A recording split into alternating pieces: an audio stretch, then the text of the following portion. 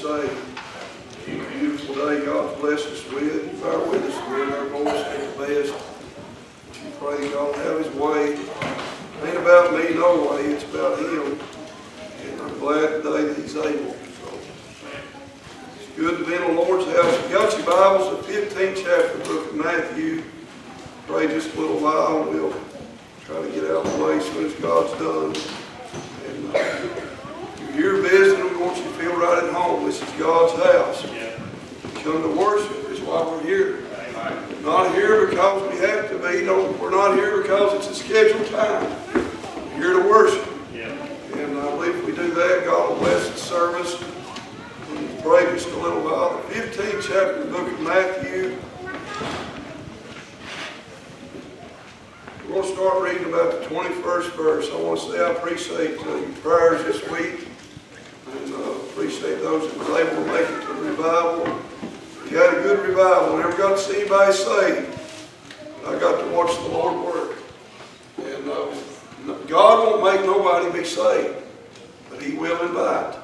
He'll open the door up for it. And I'm glad that God did that. And it's up to the individual then after that God opens the door and gives the invitation. So you'll never get saved until you're invited. And you'll never get saved until you realize you're lost. He come to save the sinner. And when you realize you're lost, you're in a real good position to get saved. Because you've got to find yourself guilty before a holy God. But you pray a little while. We'll try to preach just a few minutes and get out of the way. The 21st verse of the 15th chapter of the book of Matthew. We're going to start reading the 21st verse. Then Jesus went thence and departed into the coast of Tyre and Sidon. And behold, a woman of Canaan came out of the same coast and cried unto him, saying, Have mercy on me, O Lord, thou son of David. My daughter is grievously vexed with the devil. But he answered her not a word. His disciples came and besought him, saying, Send her away, for she crieth after us. But he answered and said, I am not sent but unto the lost sheep of the house of Israel. Then came she and worshipped him, saying, Lord, help me. But he answered and said, It is not meet to take the children's bread and to cast it to dogs. She said, Truth, Lord, yet the dogs eat of the crumbs which fall from their master's table. Then Jesus answered and said unto her, O woman, great is thy faith. Be it unto thee, even as thou wilt. And her daughter was made whole from that very hour. Now, I know that probably everybody's heard this story. How that Jesus was confronted by a woman that was a Gentile. She was a woman that the Bible says of Canaan. And one scripture says she was a Syro-Phoenician woman. In other words, she was not a Jew. And under the law, we can see that how Jesus said that He came to His own, being the Jews. And that was why that He had came this journey to start with for the Jewish people. Those that were of His people that He was born into. I thought about how that this woman had a great need in her life. When we have a need, I mean really a need, we'll do things that are abnormal. And I thought about how this woman was of a Gentile, how that she confronted the King of Kings and the Lord of Lords. She knew where her help was at, and how that she confronted Him. But you know, it was just like if you would confront Him, it was just like that He was not wanting to help. Because the Bible said when she came to Him that He answered not a word. But I thought about something in this story. The Bible said that He said, It is not meet That word M-E-E-T means not appropriate for me to take the children's bread. In other words, the Jewish bread, the bread that I came to give to them, and offer it to a Gentile, in other words, and he said it's not to cast to the dogs. And I got a word on my heart this morning, you bear with me. That word crumb may be something that may seem small, but I thought about that crumb this morning. How that crumb that this little woman sought to have was something that was of great value to her. Amen. And you know, as I work every day, a lot of times I'll stop and get a sandwich. About dinner time, I'll get me a sandwich and I'll eat it going down the road. And at the end of the day, I'll get out of the truck and in my seat there'll be some crumbs. And I try to just brush some crumbs out and get them out of the way. Man told me the other day he didn't like to eat chicken in a truck because it made a mess. Left crumbs. I like to eat chicken under a cliff. Amen. Don't matter to me if I'm in a truck or on a bicycle, wherever it might be. I like to eat chicken. He said it got grease on his steering wheel. That's what makes it finger licking good. I like to take that grease and dip in them crumbs and lick them crumbs. Amen. But I thought about how the crumbs is what we consider as leftovers. They're waste. They're excess that drips off that bread. But I thought about this woman. She came to Jesus knowing who he was, or she wouldn't have came. I thought about how she came to him and said that she had a daughter that was grievously vexed by the devil. And the Bible said when Jesus said that it's not appropriate, it's not meet for me to take the bread of the children and cast it under the dogs. And a lot of times we'll consider this, him calling her a dog, a bad thing. But this word dogs it didn't mean some mud or something that was bad, but it meant little dogs. And I thought about it. I don't know about you, but I'll eat dinner and have a dog. I've got a dog that at the house I turn loose a lot. And if I'm sitting on the porch eating something, that dog will sit there, wag its tail, look at me and get excited as I take a bite. Because they know that if I take maybe a piece of a crumb or maybe a piece of that bread and cast to them, brother, it's going to be something that's good. And I thought that this woman was like a little dog sitting around the table that she is just waiting for somebody to knock a crumb off that table that she can feast on there.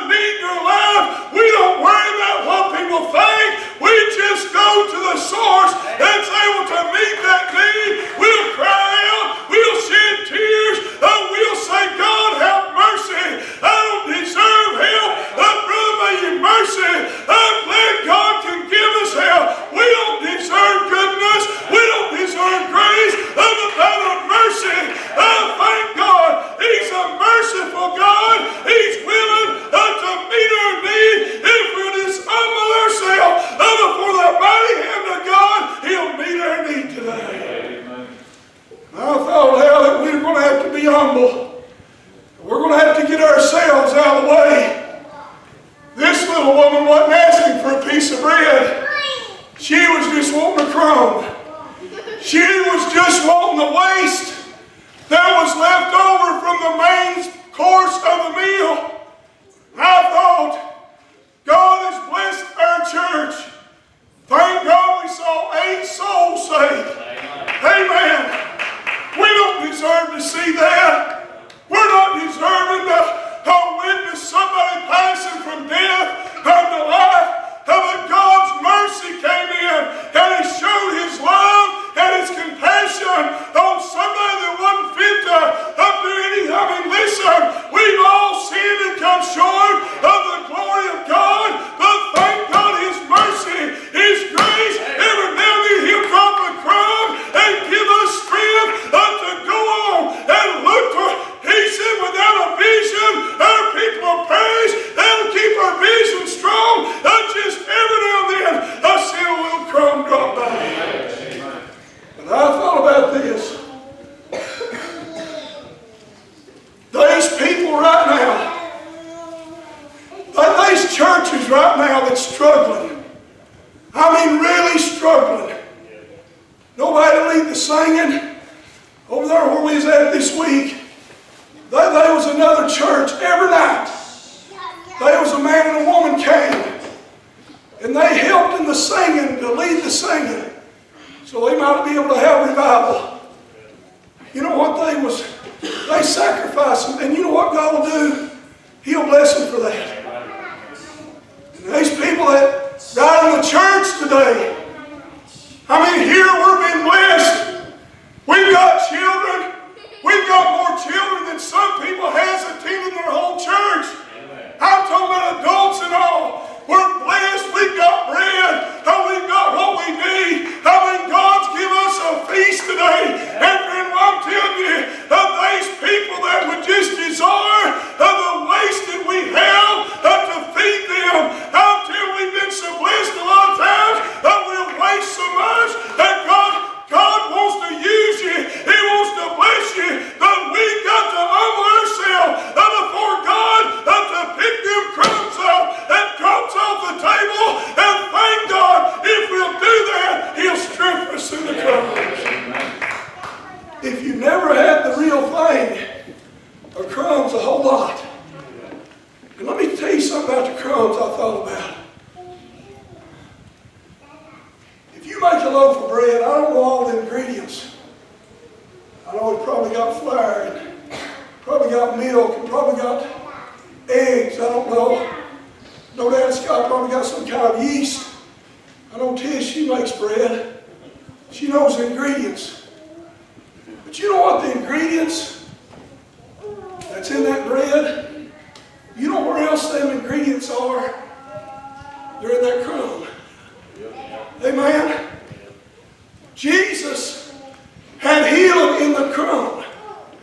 She was just wanting a crumb because she knew if she got a crumb of the real thing, it was enough to heal her daughter that was vexed with the devil because the one who prepared the bread of life, that will never hunger no more. The same ingredients was in that crumb.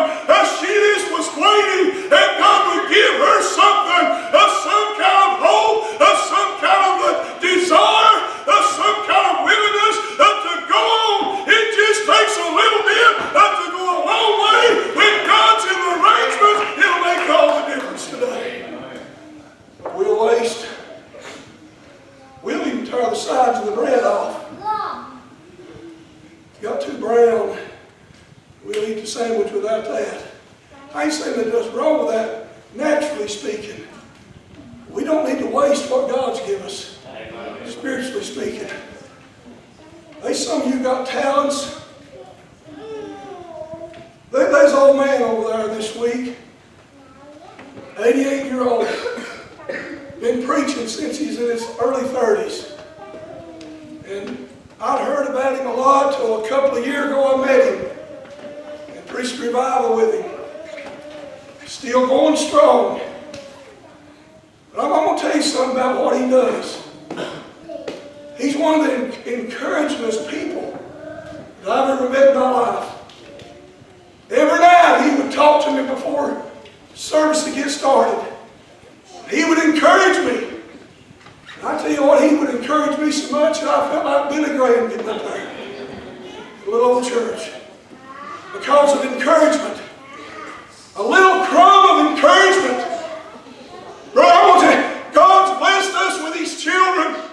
And if we don't encourage them, the devil will try to discourage them. I mean, the one that we serve today, he's the one that made the bread and is the bread. He's the one they need to feast on. If it goes through life and they just got to get down and get a little crumb of the same ingredients, the same power, of the same taste is in that crumb as in that loaf of bread. Thank God, well, that God's to let some crumbs fall away that we might rejoice and use them wisely today. A lot of times we'll wet our finger and stick in them crumbs when it tastes good. And I was thinking about what Psalms, the Bible says that the writer said, taste the Lord and see that he is good. And I'm going to tell you, taste is not always by mouth, but when taste comes, brother, when God shows how sweet he is to us by him dying at Calvary, and this woman had a need, and she came the right way by asking for mercy. What was it, them twos down at the house of God are praying in the temple?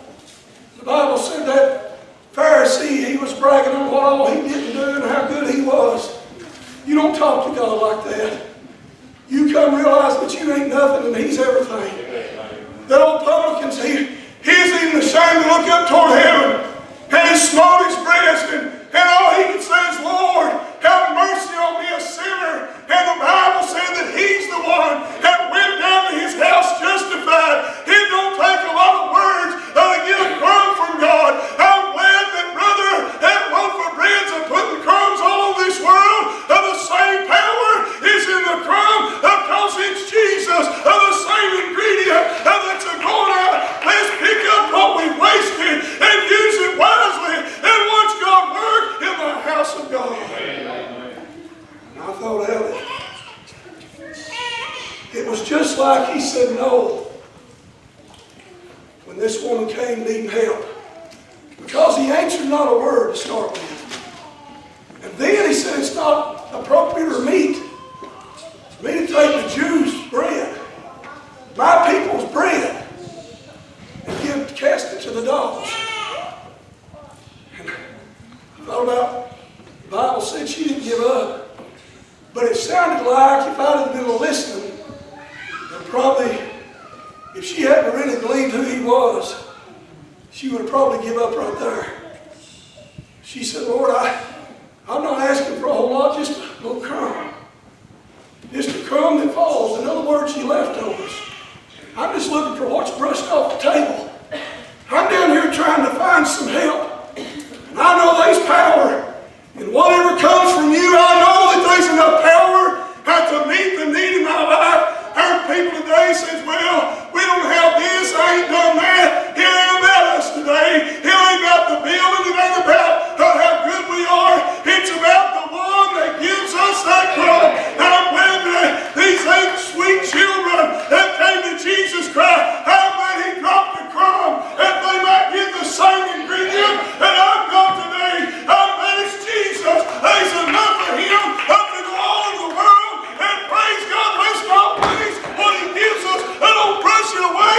If God gives you something to do, share your crumbs with somebody else out there. They seem silly. Remember when I was growing up, I don't know if my mama was the one that was guilty of doing this or not, but she used to fry chicken, and I don't know if she's the one that got me hooked on it or not.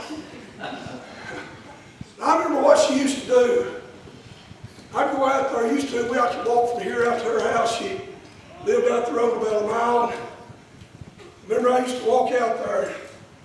They'd call school off, and I'd be out there early. She said, I know you'd be here. She said, I just knowed it. And one reason was because she always had chicken. I mean, she had it for breakfast. I mean, that's about as close to glory. Amen. I used to go out there and I'd stay all night. She had a little bitty comfortable bed. I'd sleep in and I'd wake up and I'd smell chicken. Amen. A lot of times she'd go out and kill it. Before I got up, of course I slept late. I mean, the kids, you got it made right now. Amen. Enjoy it. But I remember what she used to do. I'd say my mom knows where I'm going. She never just fried chicken. She had a pile of crumbs. Boy, I tell you what, they's good. I didn't waste them. Because she made some way or another, I've tried to do it, never could do it. She'd have a pile of crumbs so big. And brother, I'm telling you, they was good, but you know why? Because they was the same ingredient that the chicken was made from. The same taste. They'd feel that emptiness in your natural body the same as you eat enough of them. And what I'm saying, church, is God has blessed us with the real thing. And the crumbs is the real thing, but He's blessed us abundant. That we can share this with others out there and not waste what God has given us. There's people living off our crumbs more than what we're living off what God's blessed us with. In other words, if you've never had a taste of the Christ, brother, I'm telling you, crumbs is a special thing. Amen. What I'm trying to say is, church, God has given us a job to do. And if we just brush it aside, if we just put it under the table or rake it off in the garbage can, brother, it's going to hinder somebody. God has given you talents. He's given you health. He's given you strength. He's given you knowledge. He's given you parents, children, that you can give them things that'll help them in the future. I remember people that would stay faithful to God and take the little thing, maybe say a little encouraging word that would help me to go. I thought that when you get encouraged with somebody you look up to, it makes you feel so good on the inside. And friend, I'm going to tell you something about encouragement. That's a crumb God's given us not to waste. It don't cost us anything to encourage anybody. It don't do anything but help the Lord that you encourage. And friend, let's not waste that. Encourage these children. Listen, encourage one another. If somebody does something that wastes you, pat them on the back and help them along, because we need to stick one with another. We're going home one day, and let's make it easier for each other today. Crumb. How can we get so much out of crumb? The Bible says in the book of Luke that the rich man died and was buried, and in hell he lifted up his eyes, being tormented. But there's a man named Lazarus, the beggar, that the Bible said that he just desired. You know why that he desired the crumbs that fell from the rich man's table? Is because he was hungry. If we ain't careful, we'll get found. We'll quit having the hunger. Brother Mike's church came over and helped us this week, and I was cutting up with them. I said, I'm glad Mike keeps you hungry. In other words, I was trying to say, he's going to preach to you. And they laughed. But I told Mike last night, I don't talk about it. But I thought how, if we're not hungry, in other words, for the Word of God, brother, I'm telling you, we waste a lot of life. Because we let some things fall off the table that God's wanting to put in their mouth and in their heart and help us to grow. And I'm going to tell you, while they go in your mouth, they'll bless you. Amen? Because the Lord is good. Every ingredient that is there is good. And that little crumb, it always amazed me how a little gnat had a heart and a lung and every part that it takes to be alive, and it's that small. That little crumb, brother, I thought of how he took 2 fishes and 5 loaves of bread. Don't you think that some of them had to eat a crumb? But friend, that crumb was filling as much as that loaf of bread was, because Jesus was the one that distributed it to them. It don't take a great big church. It don't take a great big Bible. It just takes a little crumb to fulfill that void in our life, when that crumb consists of the main ingredient, and that's Jesus Christ, the Savior of the world. And I thought how a crumb can go a long way. The rich man was hungry. Lazarus was hungry. He was in bad shape here.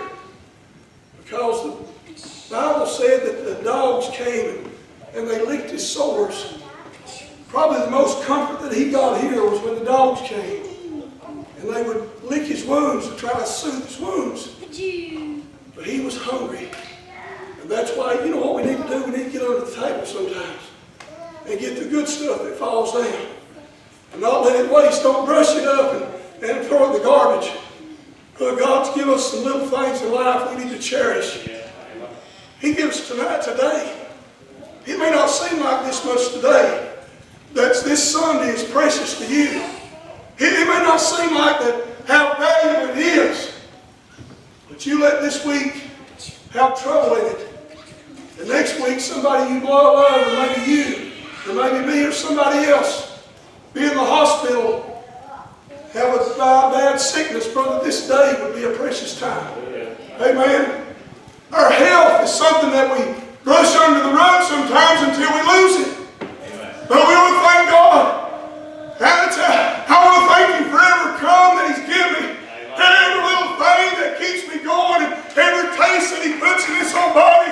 Everything that gets me up in the morning. Of the air that I breathe every day. Of the food on my table. A roof over my head. I want to praise Him that I'm not able to do that. It takes of the grace of God to keep us going. You ain't making yourself go. You're helpless, hopeless. But thank God through Jesus. I'm glad we can do all things through His love today. Turn your Bibles. I want to show you something. Over the 2nd chapter of the book of Ephesians. I want to show you where this woman was. See, they were still under the law. And this was a Gentile woman. This woman was in a fix. She couldn't get through to God because she was under the law. And nobody was able to keep that law. And the Bible said if you've committed one sin, you've committed them all. Broke one law, you broke them all. In other words, I thought if you've done something, what we would call a crumb of sin, a little sin, you might as well have done a major sin. Because in the eyes of God, you was guilty. No matter who you are. And this woman was going to the one she believed could get through for her. This was before he ever died. And paid the sin debt. She was looking ahead. Somewhere or another she knew. And see, that's why Jesus done miracles as He did. Is because He was trying to get those around Him to truly believe who He really was. If He'd just been a normal man and never done anything, nobody would have believed anything. And it was hard enough. He'd raised the dead and caused the blind to see. And she had heard about this. And she knew there's something different. And she said, Lord, have mercy on me. Ephesians 2. This is where this woman was. Listen to the 11th verse. Wherefore remember that ye being in time past Gentiles in the flesh, that's what we are, who are called uncircumcision by that which is called the circumcision in the flesh. That was the ones circumcised was the ones considered to be godly, and the ones that was uncircumcised was not. That's why the Bible said that when David came to Goliath, he said, who is this uncircumcised Philistine that defied the armies of the living God? He knew he was the enemy to God. And then listen to this, that at that time, now this is where this woman was. Ye were without Christ, being aliens from the commonwealth of Israel, and strangers from the covenants of promise, having no hope, and without God in this world. But she came to the one she believed would get her to God. And the Bible says, but now, in Christ Jesus, ye who sometimes were far off, are made nigh by the blood of Christ. He hadn't died yet, but Abraham went because he looked toward the future. Amen? I mean, I thought about how that there's the time before Christ and there's the time after Christ's death.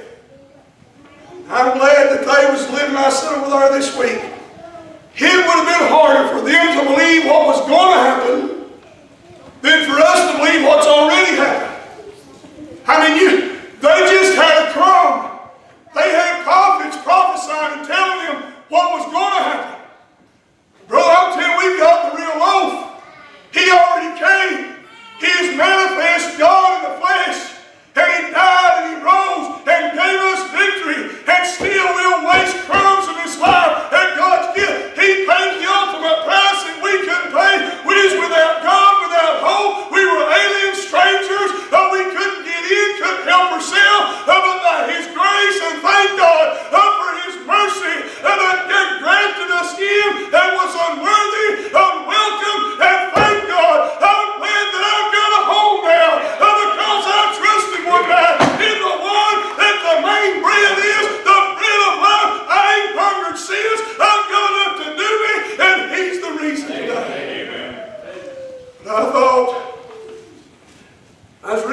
this morning.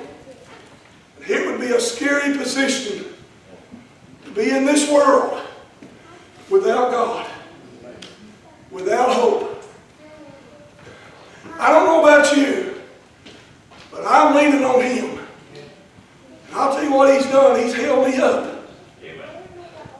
This old flesh will get discouraged. I was over there Friday night, and it's a long way over there, about an hour and a half from here, close to it. And God blessed us to go every night. And a person I know over there, a dear friend, that I've known for about 7 or 8 years over there, he's been real good to me in Jordan. You know, I thought going in Friday night that the revival would be over. And I hadn't asked for no hands.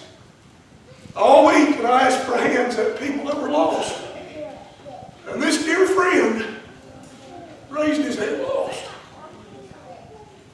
And there was no way that I couldn't go one more night. I mean, the flesh was tired, but I'm glad the Spirit was willing.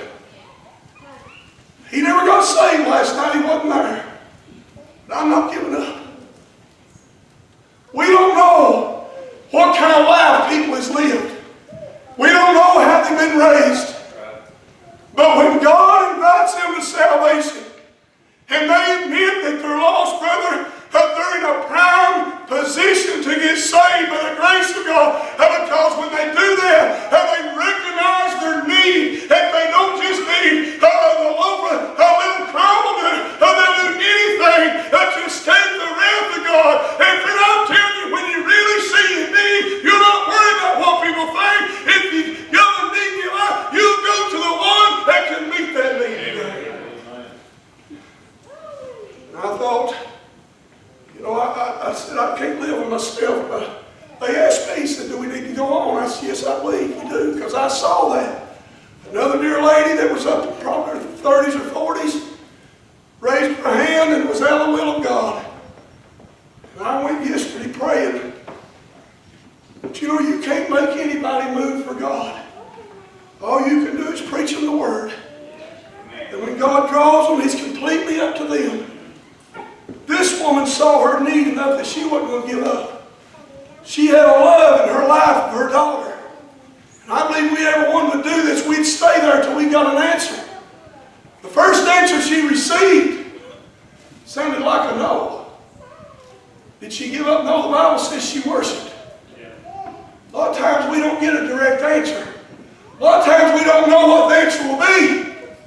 But whatever it is, we just still need to worship Him. They might diagnose us something that looks bad, but we just still need to worship Him. There may be problems in your family. We just still need to worship Him. People says, well, they ain't coming to church. They're going through a hard time. Brother, this is the best place I know to help in your hard times. The brother was talking about earlier in Sunday school. There was a man over there, probably well in his 70s, that lost his wife last Thursday. The revival started Sunday night. I don't know if he's there Sunday night. But I seen him get out of the car, and you could see his countenance. Been married for years and years, and he's had to give his wife up. But I heard him say something that just touched me. He said, I've got to come home. This is my family. This is where I get help. I've got kinfolk of my blood that probably wouldn't help me. This is a place I can find help. You can go to the one that can drop another crumb in my life. You can go to the one that can help me, and that's why you're my family. We're together. The Spirit binds us together. And that love that Christ puts in us when He saves us, brother, He connects together.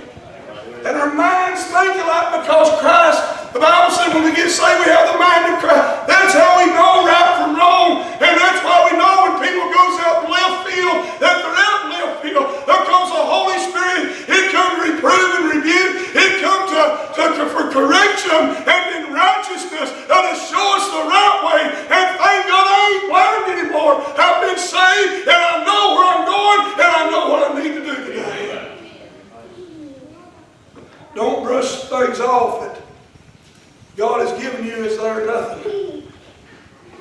sure you catch the crumbs and help somebody else.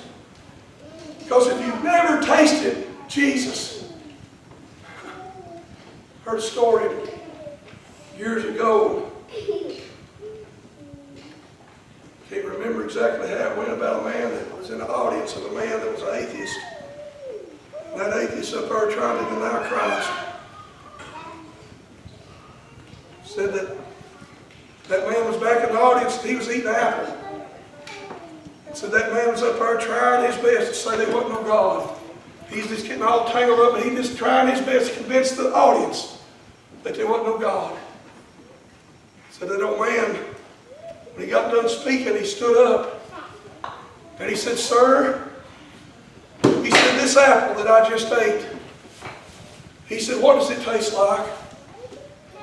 And that atheist said, "Why, there's no way that I can know how it tastes because I've never ate of it." He said, "You've never tasted Jesus either." Amen. Because when you get Jesus in your life, you know it's the best thing that you could ever have. Whether it's a crumb, whether it's a loaf, He gives us it all. A slice of bread, brother, He'll do. And I'm glad today that Christ is the all in all. Let's not brush off what God's given us.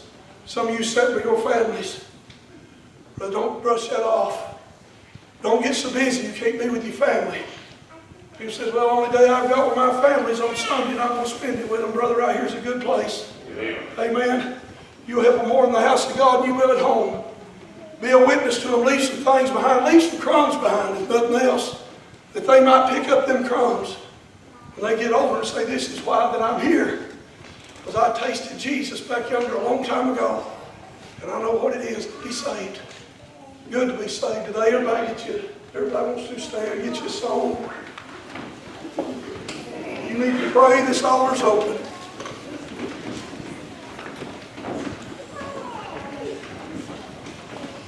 God loves you this morning.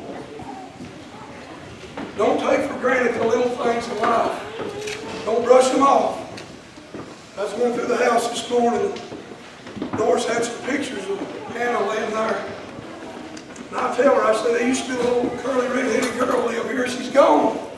Ain't seen her in a long time. She used to be about that tall. Now she's 18-year-old. I mean, what time does, let's take time to love each other. Some of you I love so dear. All of you I love. Some of you, as years goes on, we just seem like hook up so much more. We cut up and have a good time in the Lord and just love each other. Let's not take that for granted. If you've got something to say to somebody that's going to give them encouragement, say it today. It may not be there tomorrow. They may not be there, you may not. Say it today. Leave them some crumbs. Amen. After that he fed the 5,000, the Bible says they went around and they picked up 12 baskets of fragments. In other words, 12 baskets of leftovers that the people hadn't eaten. What do you think they done with them? I believe they used them down the road somewhere when they get a little hungry. That's what we need to do. We get a loaf in the house of God, we need to take some things out there and share it. Them fragments of maybe somebody that's testified that ain't testified in a while, or somebody that cried, that's hurting. We need to take that and pray for them. I mean, don't brush off these things God's given you. I praise the Lord for being so good to me as they sing this.